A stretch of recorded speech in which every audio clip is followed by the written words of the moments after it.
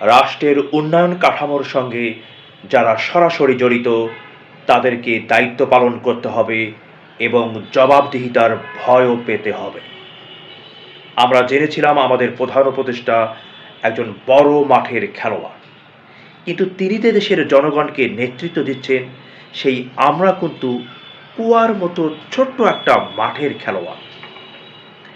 আমরা কিভাবে বুঝবো গণভোট কি, হার পক্ষে কি থাকবে, নার পক্ষে কি থাকবে?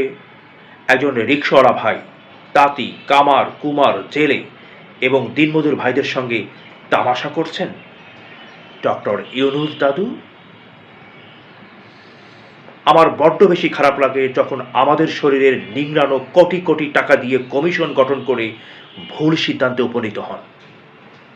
অবশ্য ব্যক্তিগত স্বার্থে আপনি জয়ী হয়েছেন, কিন্তু দেশের স্বার্থে আপনার অবস্থান শূন্যর কোঠায় রয়েছে।